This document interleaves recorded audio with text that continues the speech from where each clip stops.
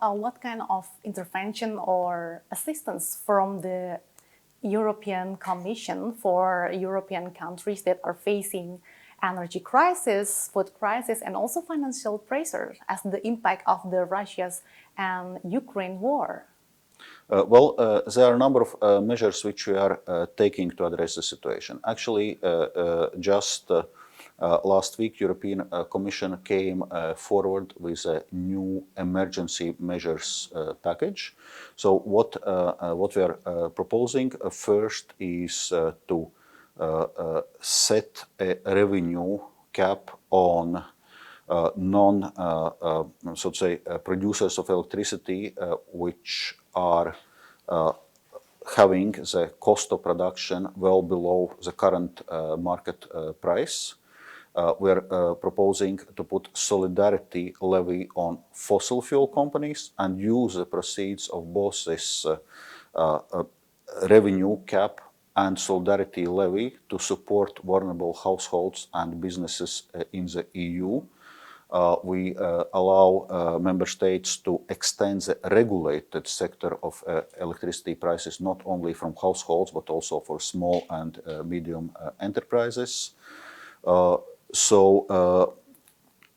And while those emergency measures will be in place, we will prepare a structural reform of EU electricity market, decoupling electricity prices from natural gas prices. So that's what we do in electricity sector.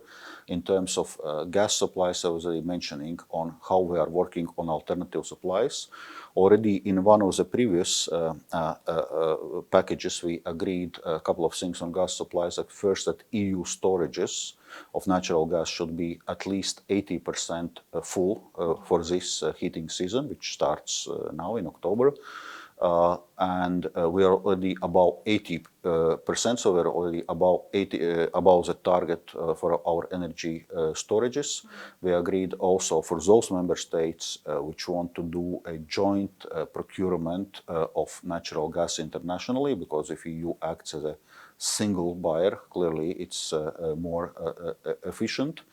And we are also providing now some additional financial support to those member states which are most affected, who are most dependent on Russian fossil fuel supplies, to create some alternative infrastructure, some interconnectors with other EU member states or LNG terminals, for example, so to address those short-term needs.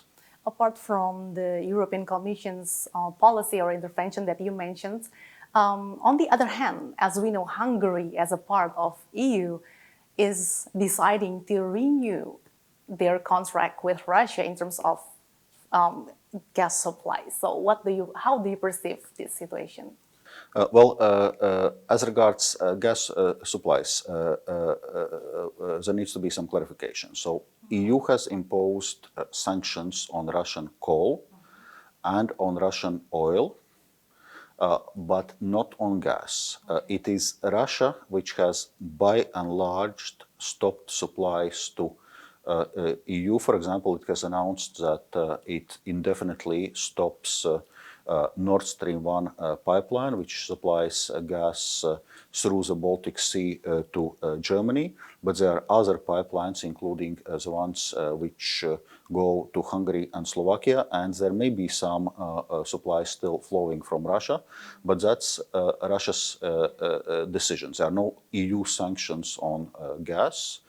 That's why I'm saying that we cannot see Russia as a reliable partner. They one day decide they would supply gas, another day they decide they wouldn't supply gas. That's why I say, okay, that's will not work this way. So strategically, we move away from those Russian supplies. But how does the Commission of European Commissions anticipate of the Russia stop about the Nord Stream 1 along this time? I was mentioning many of the measures, like, for example, fulfillment of European gas storages, seeking alternative supplies. We're working on this already since spring, and that's why we have those alternative supplies. That's why we have storages filled, because we, in a sense, were preparing ourselves for this possible scenario. If the Russia and Ukraine conflict is prolonged, it will definitely further worsen the global shortages of energy and food. So how does the European Commission anticipate this threat amidst of global trade protectionism? Well, that's why we need to stop the war, and that's why we need to provide all the necessary support to Ukraine to do so, and that's why we need to put pressure on Russia to stop it. So the best, way to mitigate the consequences of the war is to stop the war. But how if the conflict is prolonged? Yeah, well, that's really depends on how much support, including military support, there is for Ukraine.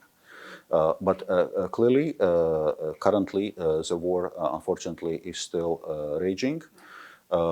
So we are looking at both of the energy supplies. I think we already discussed quite extensively the question of energy supplies. As regards food supplies, obviously, we also looked in this issue. So already in spring, we came with a package how to address also the global food crisis. So providing additional EU support to vulnerable countries, ensuring additional possibilities for Ukrainian grain and other foodstuff exports, because Russia was blocking Ukraine's Black Sea ports. So we provided Ukraine with alternative export routes via the EU. Also looking what EU can do as a supplier of food, allowing for increased use of arable land this year, so that EU can also supply more from our side, because we are also a major food exporter. So clearly there are also a number of things which we did in a short term to address current shortages. The Russia's invasion of Ukraine has an impact to the global economy engines.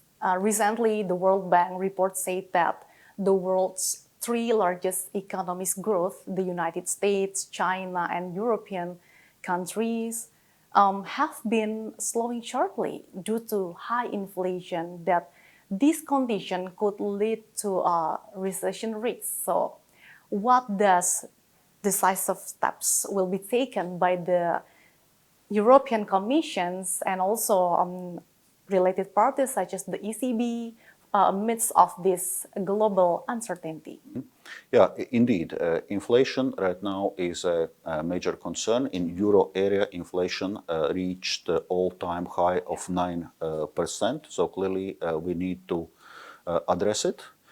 And correspondingly, European Central Bank is tightening its monetary policy, increasing interest rate, same as, by the way, US Federal Reserve System is doing. We are addressing inflation, of course, also at its root causes. And the root cause of inflation is high energy prices due to Russia's war. And I was just describing the emergency measures we are taking in energy market, including putting certain revenues and price caps to address this energy price situation in a short term. So we need both, obviously, the monetary policy response, we need emergency measures in energy market, and we need targeted and temporary support measures for vulnerable households and companies. And so we are providing this in all those three directions. So it's the mixed policy, right? As we know, Indonesia is restricting export of raw minerals in order to encourage investment in downstream mineral sector. How do you see this, especially in global trading networks? Yeah, well, there are many tools how countries can support development of their industrial base and also increase the value added in the industries. Of course, what's important that it's done respecting international, in this case, WTO rules.